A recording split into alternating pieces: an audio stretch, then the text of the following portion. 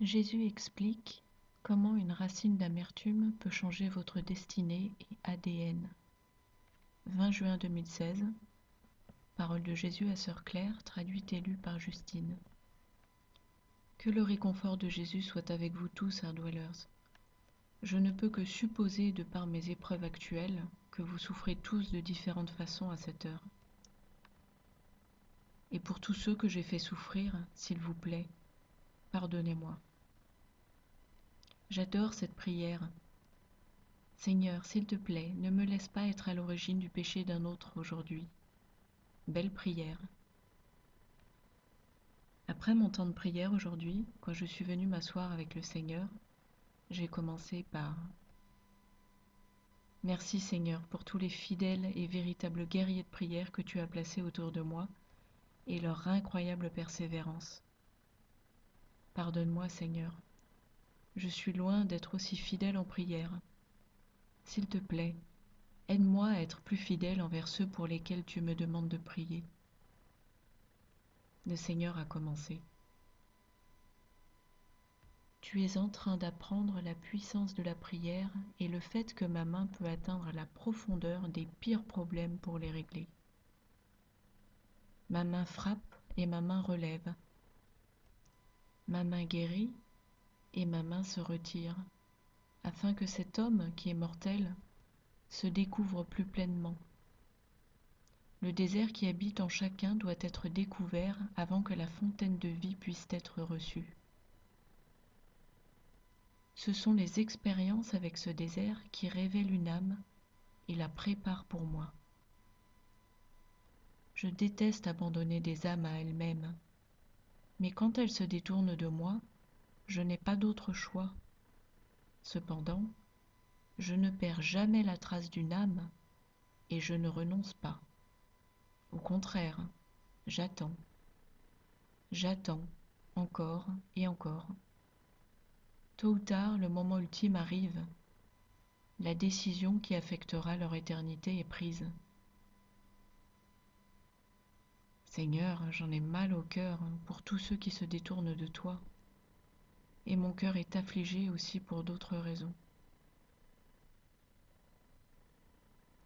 Repose-toi en moi, Claire. Apaise-toi. Je ne peux pas y arriver toute seule. Je ne peux pas m'apaiser. S'il te plaît, prends cette épée de mon cœur et donne-moi ton repos. Il a répondu. Beaucoup de choses sont du passé, bien-aimé. Une grande partie a été supprimée. Mais la blessure est profonde et elle va être douloureuse encore un certain temps. Et comme les choses dans le monde deviennent de plus en plus tragiques et urgentes, je souhaite que mes fiancés s'unissent dans plus de prières. C'est l'âme solitaire qui ne sert pas mon corps qui souffre le plus. Chers enfants, si vous avez été blessés dans des églises et que d'autres vous ont négligés, ne soyez pas amers. Au contraire, secouez la poussière sur vous et reprenez votre chemin. Il y a beaucoup d'âmes favorisées sur Internet, vraiment beaucoup. Elles parlent du fond du cœur et je te les amène. Vous êtes tous tombés, vous avez tous fait des erreurs. Vous vous êtes tous blessés les uns les autres. Et vous avez été victimes aussi. Il n'est pas question de renoncer, c'est le plan de Satan. Encore une fois, en utilisant l'analogie des lions qui chassent, il cherche ceux qui sont séparés des autres. Soyez plus intelligents que l'adversaire. Accrochez-vous et pardonnez à vos amis quand ils vous blessent. Je n'ai pas renoncé à Pierre. Il est écrit que je ne me suis pas fié aux hommes, car je connaissais leur cœur. Jean 2, 24. Aussi proche que Pierre ait été de moi, je connaissais sa faiblesse. Je savais qu'il n'était pas prêt à mourir pour moi. Il m'a aimé, mais il a surestimé sa force. Pierre ne se connaissait pas. Il a surestimé sa dévotion, son amour, quoique je l'ai nommé chef des apôtres. Dans son zèle et sa confiance en lui, il croyait que rien ne pouvait le détourner de moi. Je vous demande, mes enfants, regardez longuement dans le miroir et découvrez-vous.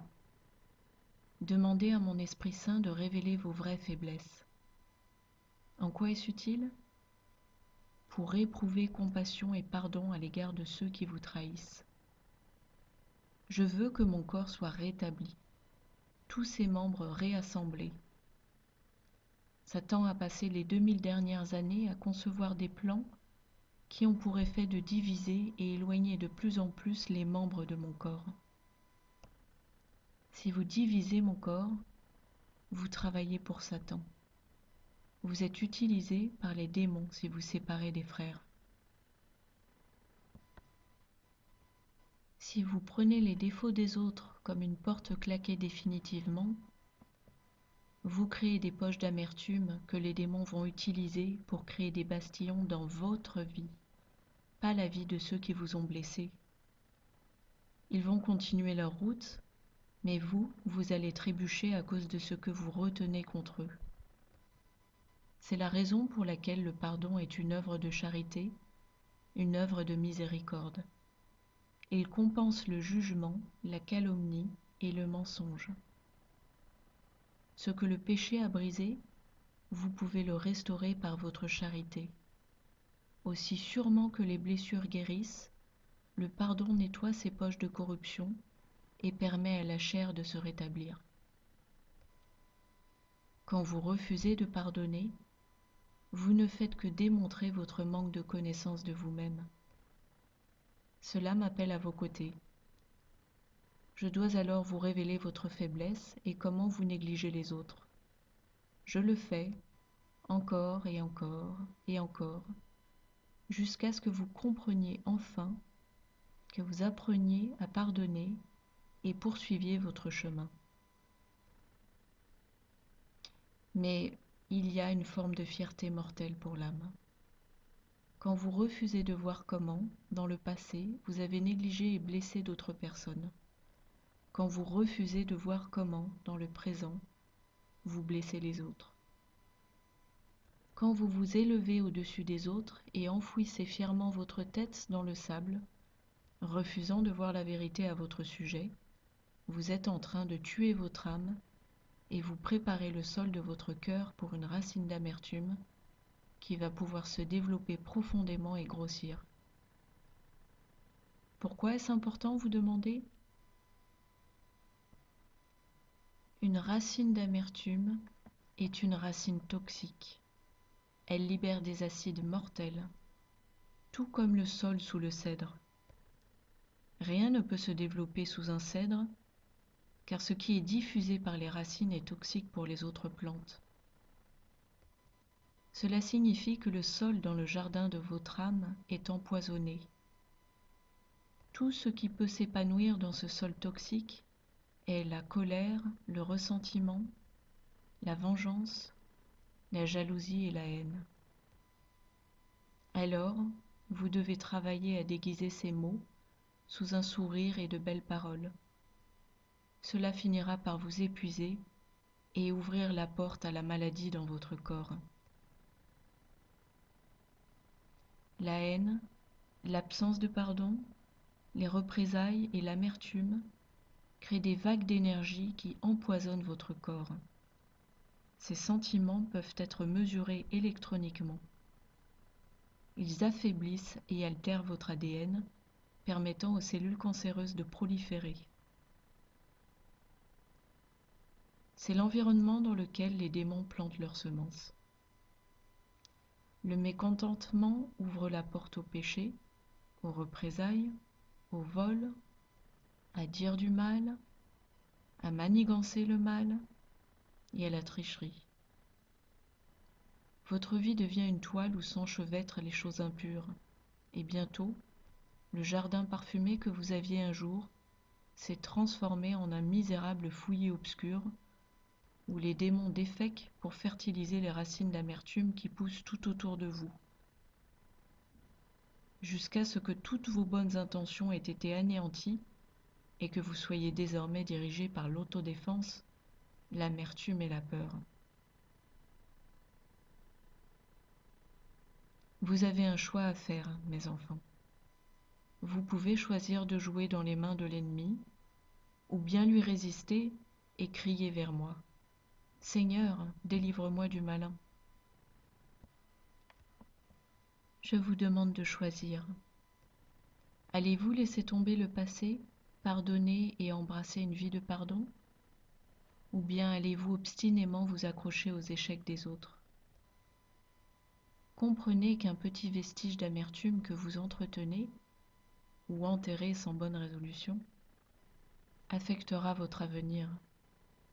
Vous ferez des choix basés sur l'évitement de ces blessures du passé, et cela peut très bien vous couper de la vie.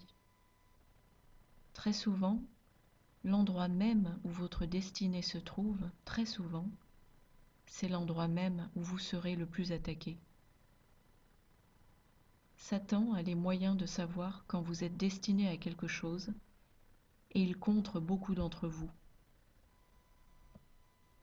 Il va planifier et manigancer un piège à déclencher sur vous, de façon à vous faire abandonner, vous couper de votre destin et vous forcer à choisir un autre chemin plutôt que celui que j'avais pour vous.